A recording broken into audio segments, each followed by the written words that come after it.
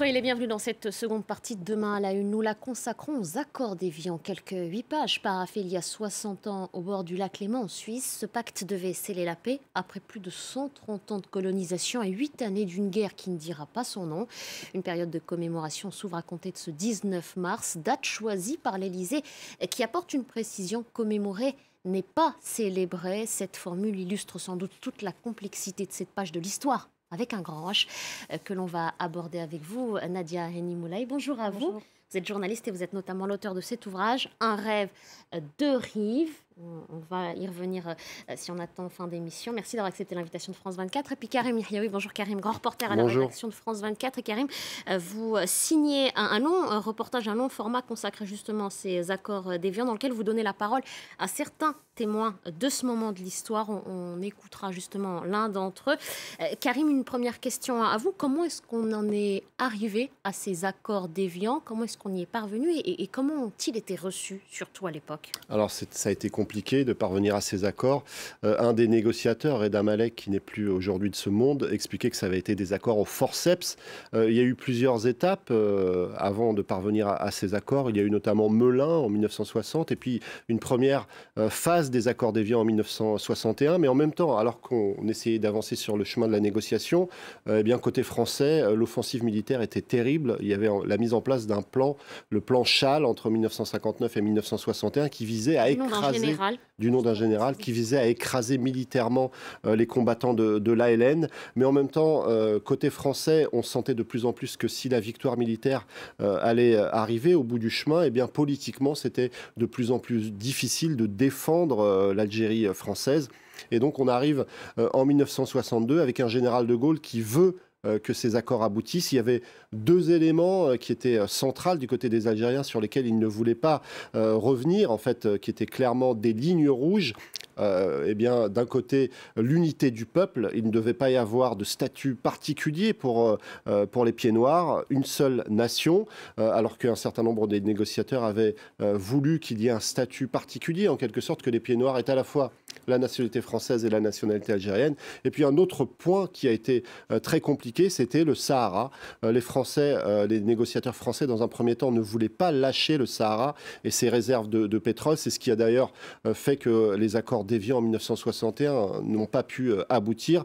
Et donc, ça a été des négociations très difficiles avec un général de Gaulle qui considérait qu'il fallait quitter l'Algérie parce que cette boîte à chagrin, comme il l'appelait, devait se refermer en quelque sorte. Et puis, vous évoquez à l'instant la question du Sahara et l'un de vos interlocuteurs l'aborde justement dans son sujet. Il a même été en quelque sorte à l'origine de Oui, on a rencontré le dernier négociateur des accords d'Évian qui s'appelle Yves-Roland Bicard, qui était un technicien qui n'était pas le plus connu des négociateurs, mais qui, lui, avait en charge cette question du Sahara. Et De Gaulle leur a demandé à ces négociateurs, alors qu'est-ce qu'on fait? C'était après cette tentative de putsch en 1961.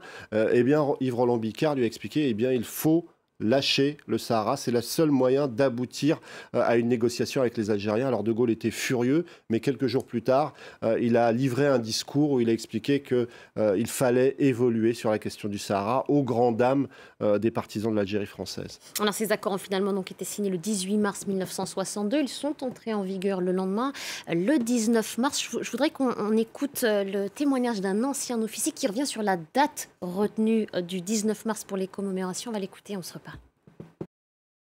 Le 19 mars 62 représente pour un certain nombre de Français une date qui apparaît comme à la fois déshonorante et puis le début de drames qui ont conduit au départ d'une population d'1 million de personnes. Cette date n'est que, au fond, le point de départ d'une grande tragédie. Ce n'est pas la fin de la guerre, c'est le début, pour certains, de l'horreur, ou en tout cas de l'agonie, de leur départ, de leur malheur. Et la commémorer, c'est revenir à cela, revenir à cette situation. Nadia Henni, on ne marque pas cette date de la même façon en France ou en Algérie. Pourquoi ? Mais parce que c'est la fin d'un monde et c'est le début d'un autre, en fonction du côté de la Méditerranée où l'on se trouve, excusez-moi. Je pense que c'est intéressant parce que finalement, on voit bien que tout ne s'est pas arrêté effectivement le 19 mars 1962. C'est le Euh, point de départ d'une tragédie, disait un médecin, Absolument. Jean Je pense Remy. qu'il fait référence notamment à ce qui s'est passé à Oran en juillet 1962. Et comme j'en parlais précédemment sur un autre plateau, c'est vrai que l'année 62 est une année où on a l'impression que tout a commencé et tout a fini. Alors qu'en fait, c'est beaucoup plus compliqué que ça. Il y a quand même un continuum historique. Il y a 132 ans de colonisation juste avant. Et à cet égard, le travail, par exemple, qu'a fait Malika Rahal, qui est historienne, sur cette fameuse année 62 est très intéressant, puisqu'en fait, qu'est-ce qu'elle dit? Elle dit qu'il faudrait déplier cette année. Puisque cette année, finalement, elle porte les stries de ce qui s'est passé de manière antérieure et de manière aussi qui se passera de manière postérieure. Sur la question, par exemple, du massacre d'Oran, c'est sûr qu'on ne peut pas se dire que comment dire, une bonne chose. Ceci dit, et c'est pas du tout pour justifier la violence, il y a quand même eu le 28 février un autre massacre qui était le massacre d'indigènes, donc de musulmans, comme on les appelait. En fait, tout ça, je pense qu'il y a une approche assez partielle des choses. Et c'est de ce point de vue-là assez compliqué de dire oui, le 19 mars 1962 était une date comment dire, importante pour les uns, moins importante pour d'autres, qu'il ne faudrait pas commémorer.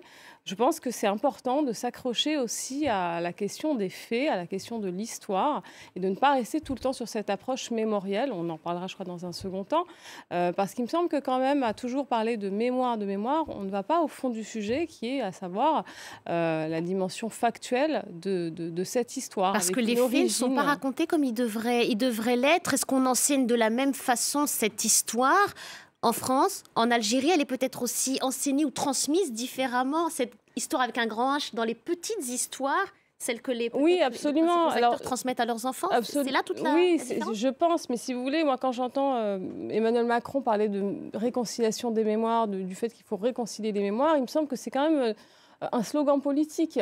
Parce que finalement, les mémoires, elles sont quand même réconciliées. En France, on a 8 à 9 millions de personnes qui sont liées à cette fameuse histoire de la guerre d'Algérie. Il ne me semble pas qu'on soit dans une guerre civile. Les gens arrivent à se parler. On peut se réunir autour d'une table, être fille de FLN, descendant de Harkis, de Juifs d'Algérie, de Pieds Noirs, etc. Et on peut quand même discuter. Et je pense que le fond du sujet, finalement, et c'est ce que je disais tout à l'heure, c'est qu'on ne parle pas de l'origine de cette histoire, de ces mémoires, qui est en fait la colonisation française.